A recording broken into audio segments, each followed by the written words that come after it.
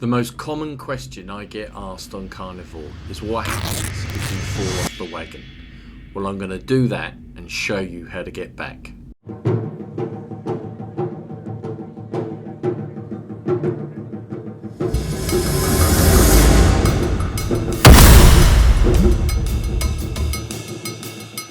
Hi, welcome back to the channel.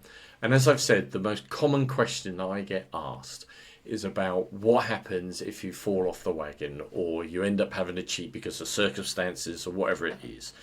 Because a lot of people will tend to give up and then they'll just go mad and binge.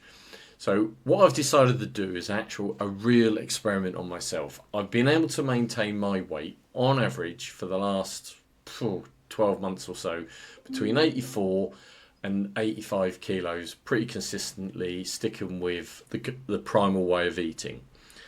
However, leading up to the Norwich game, I made an attempt. Funny enough, I met up with Lee Copis and one of the people, the hosts from the venue that I'm aiming to do one of the meetups next year.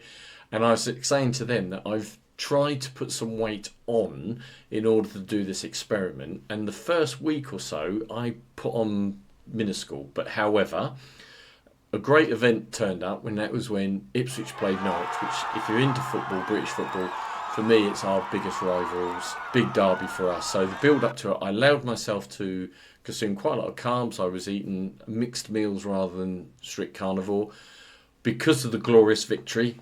I then went on and celebrated. I had quite a few Guinnesses. I had another heavy carb meal. I then have spent the last 10 days, I think it is, increasing my carb intake to try and put on weight. And eventually, interesting enough, at first, I only put on a slight bit, and I think it's because my body was still in ketosis at the time. However, once I introduced the carbs and quite a lot of heavy carbs with rice, pasta, etc., I managed to put on, I've gone from my measurement prior to that, which is 2 weeks or so ago, was 85 kilos. I'm now 99.1 kilos. So that equates from going from 187 pounds up to 218 pounds, or in English measurements, 13 stone 5 to 15 stone 8 pounds. So quite a substantial increase within a 2-week period, but that was deliberate. Today, I'm going to start, as of today, I'm going to go back onto carnivore. I'm not going to be strictly strict, but I'm going to keep all carbohydrates below 50 carbs. But where I can, I'll go zero carb. I'm not going to do any fasting as such in this period because I want to show how to do it. What I will do is, as of today, I'll go back to OMAD. I'm not expected to have any sort of keto flu because it's a reasonably short period that I've introduced the carbs in.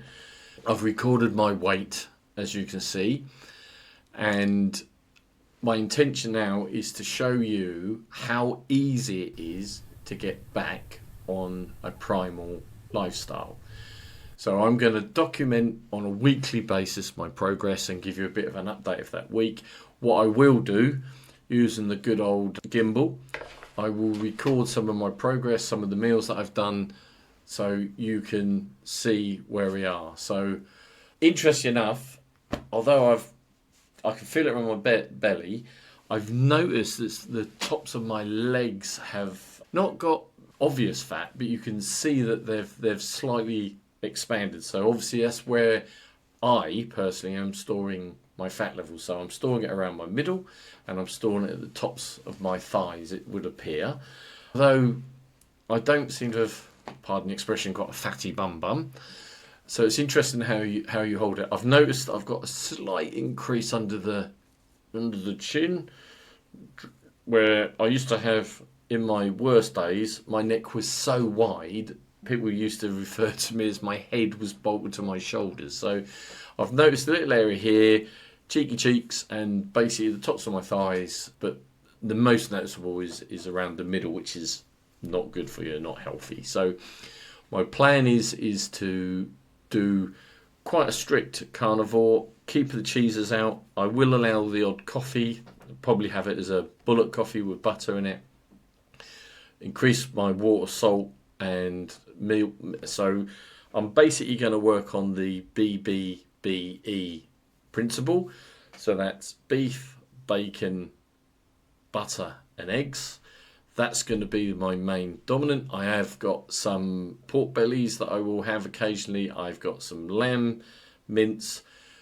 Because a lot of people think that the diet's expensive, I've decided to make sure that every meal that I have is under £5, or I'll spend £5 a day on each meal. So that could be ground beef, or minced beef, or lamb, whichever. It would be eggs, it could be bacon. But the idea is each meal I will try and keep under £5. So the theory is less than you can buy a McDonald's burger. I will try and document as much as possible, and then so all these recordings will come a week after each other, so be slightly out of sync, but you'll get the idea, because I've obviously got to do the editing and do it. So hope you enjoy following me along with this challenge. I will be doing other videos. I'm working one on an update on my statins one as well, so they'll come out in between, but these will be linked and clearly linked through the thumbnail, so you'll see where we are on those. Just a bit of other news just to touch upon is obviously we've got the Sourdown meetup due on the 13th June next year. We're just finalising potentially a date on the one in Kent. We're looking to put one on the west part of Kent. Fantastic little venue, farm, a couple of brilliant people that have invited. We're going to have Lee involved. We're hoping to have some fantastic speakers. We will confirm that nearer the time. I'm just currently in discussions with a couple of them, but the lineup was spectacular. Due to the size of the venue and not knowing the British venue, the Kent one will be limited to 100 tickets. And what we're looking to do for the Kent event is, rather than provide you all the food will be there to buy, you purchase, and we will have either a big fire pit or barbecue set up where you can cook your own. So if you want it raw like I would have it, or close to raw, then fine. If you want it a bit better cooked and all that will be there to do. So we're just getting through the logistics of all that. I am looking to try and put another one on further up in the UK, but it's sourcing the right venue with the right interest. So please comment below on this video if you're interested in any of the events. We have got, I'll set up a link, there is a wait list sort of thing for people to register their interest if they want to go to any of the events that we're putting on next year. But just to remind you, we're doing Sourdown, I believe it's on the 13th June. We will do the Kent one in the early part of July on a Saturday. So we're just trying to make sure it doesn't clash with any events in the area. But we will be announcing more details about that shortly, and I will include it in here.